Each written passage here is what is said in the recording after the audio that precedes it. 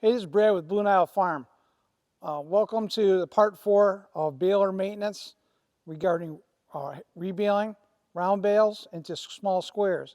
And today we're going to discuss the baler itself, things you need to do to maintain your baler, areas where there's a lot of debris and buildup that you need to kind of address.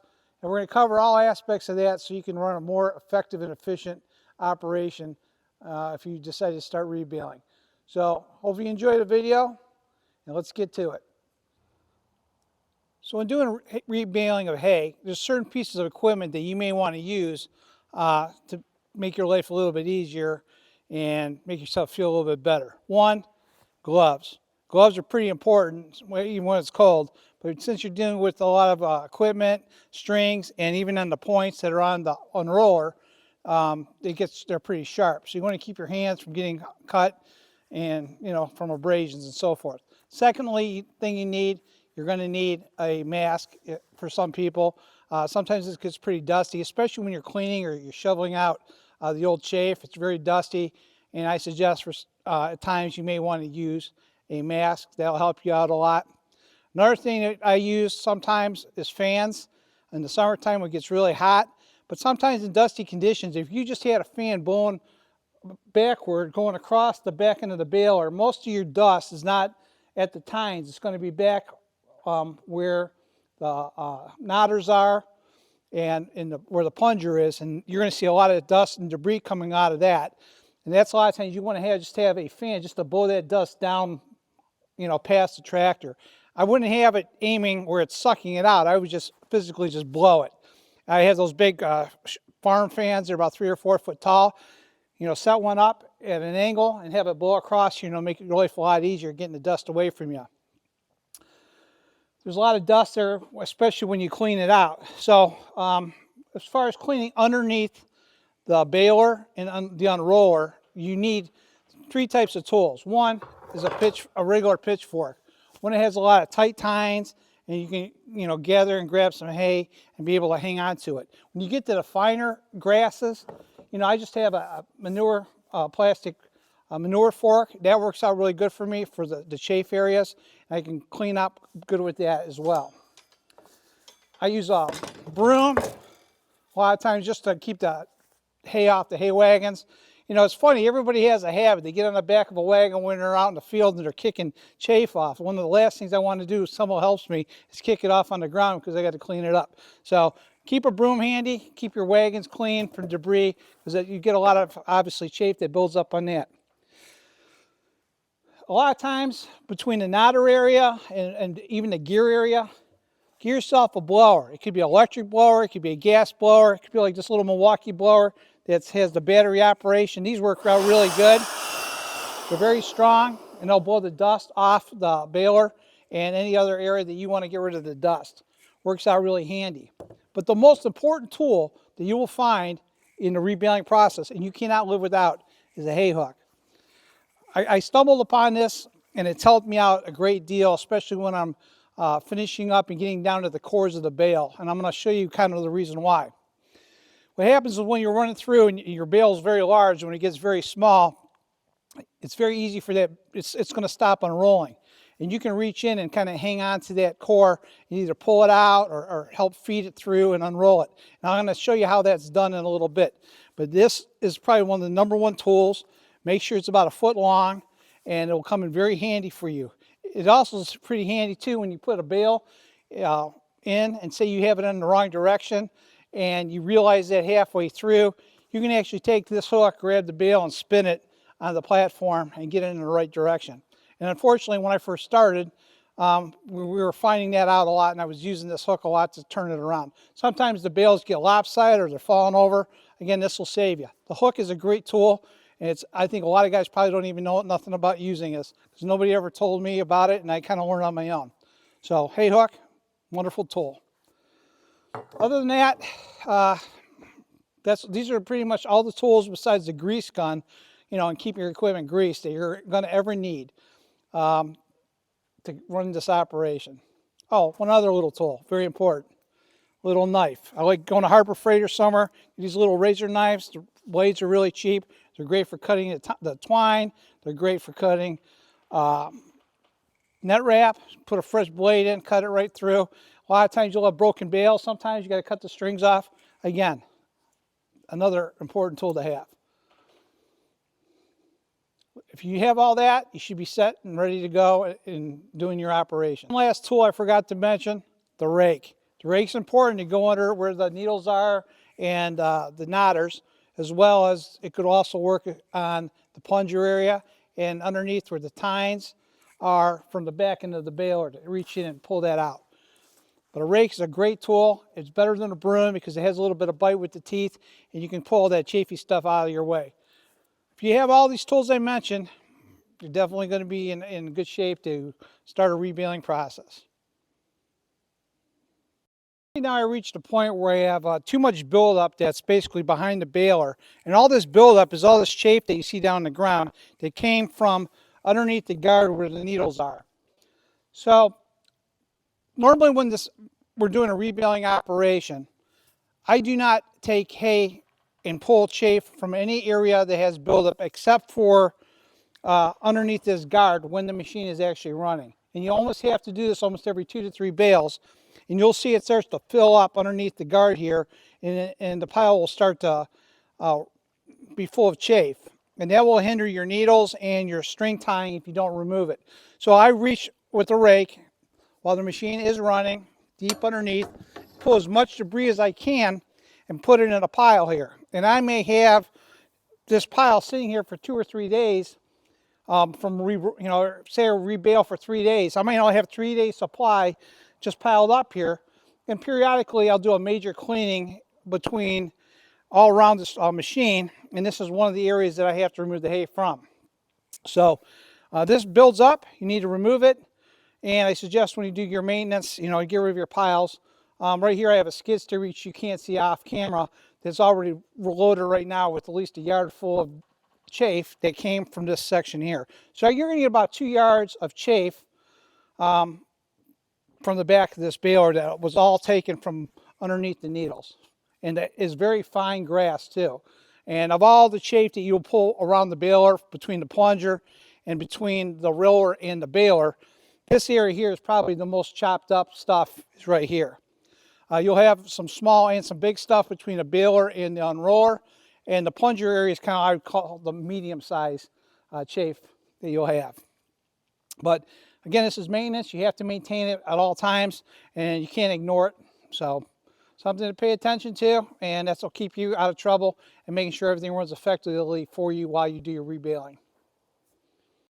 All right, so it's time to do a little bit of quick maintenance. We're going to try to clean out and show you some of the stuff that's in here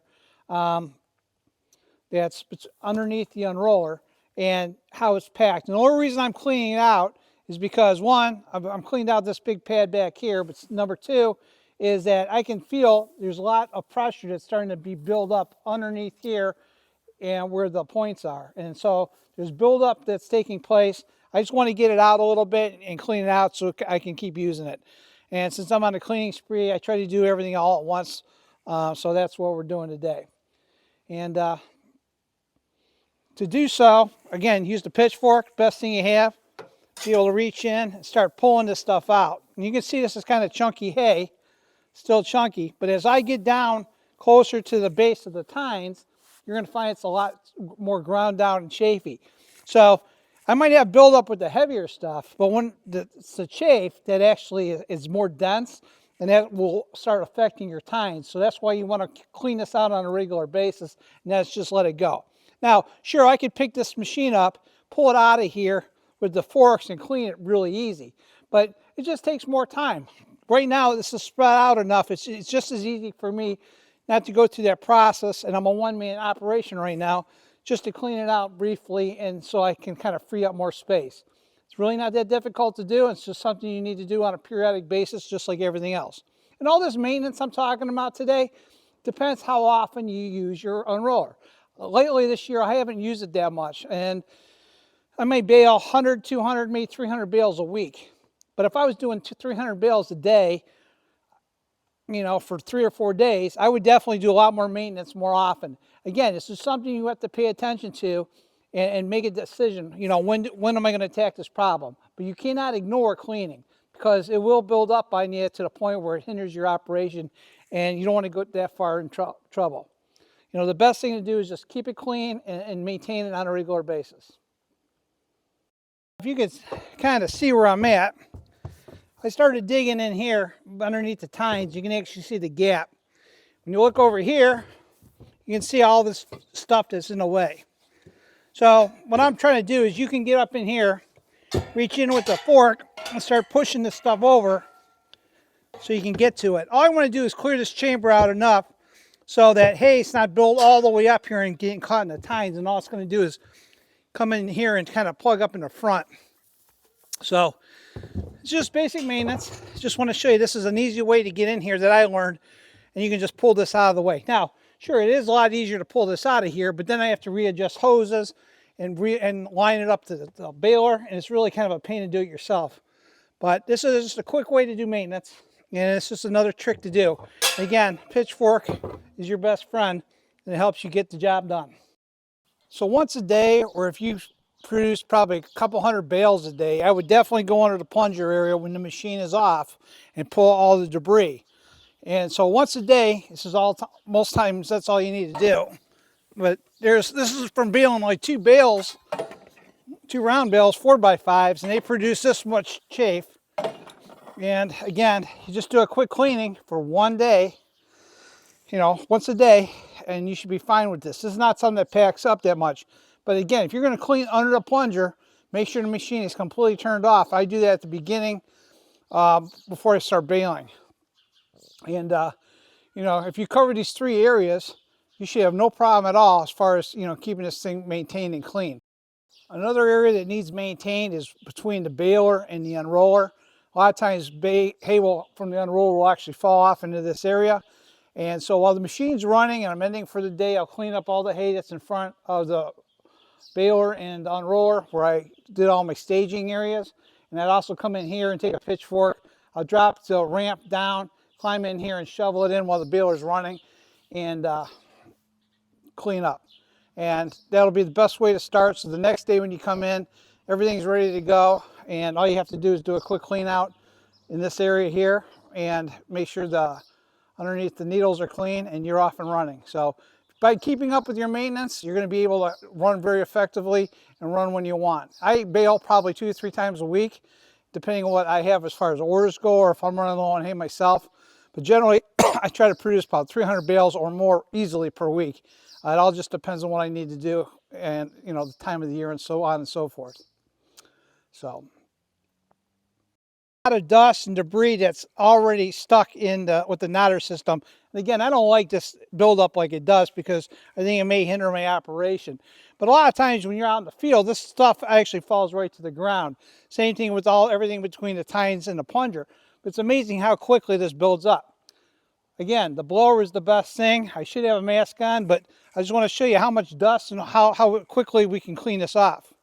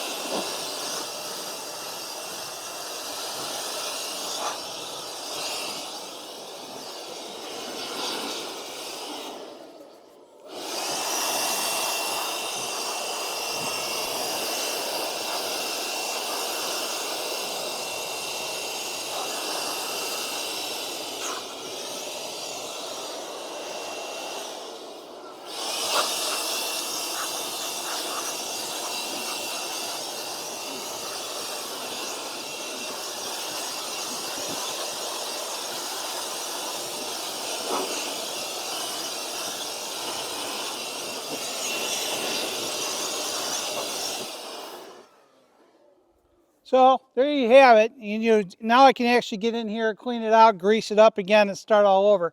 But you take out a lot of your chafe. Again, the blower is very handy.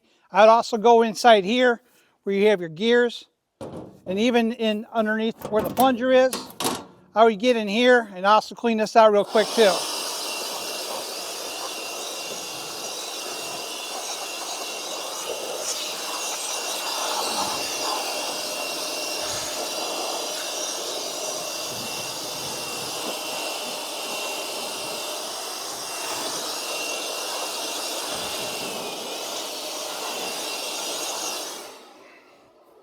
Again, this is a really handy tool. I used to use an air compressor with the air gun. That worked out good too. But you just take your time. I haven't cleaned this thing out in probably several months. That's why I have a lot of buildup. And it's time for me to do some maintenance. And I try to do it all at once. So, but this is something that you have to do. Because again, you don't want to have anything that's interfering with your knotters. And you got grease here. And you're going to have all this chafe and stuff binding into your knotting system. But I've never had a real problem with that. But again, always maintain it and keep it clean and grease it when you need to, and I think you'll be in good shape. But again, this is part of the maintenance program. Now, the other thing I didn't mention too is I never screw with my bale tension or my bale size on any type of hay I use. It's always the same. I don't screw with it. I just leave it as is. And you may see some different densities when you bale, but for the most part, I don't touch any of that at all. I leave that be. So the other issue you might have is, again, blow this out, open up the plunger area, blow this out. You're going to have a lot in here. Grease everything, and then you'll be good, for a month or so till you do another maintenance check. Okay, I hope you enjoyed the video on baler maintenance. It's not that hard. It's very simple, and it's something you just need to keep up with. And hopefully, if you have any questions, let me know, and I'll try to answer them in future videos. But I'm trying to, maintain my equipment the best I can, and I've come through a lot of pitfalls as I started, and learned a lot along the way with nobody teaching you, and that's probably the best experience that there is. But maintaining the baler aspect of it will cut down on breakdowns, and it's amazing too that these machines aren't going outside. Mine stay stationary, they stay inside, and they're well preserved, and they're not getting beat up like they would in the field. So it definitely makes a big difference in my opinion. And rebaling is, definitely something that I'm very happy I started to do, because it's done nothing but benefit my operation and benefit me. So until next time, see you guys later and enjoy your day. And hopefully you gained something from the video.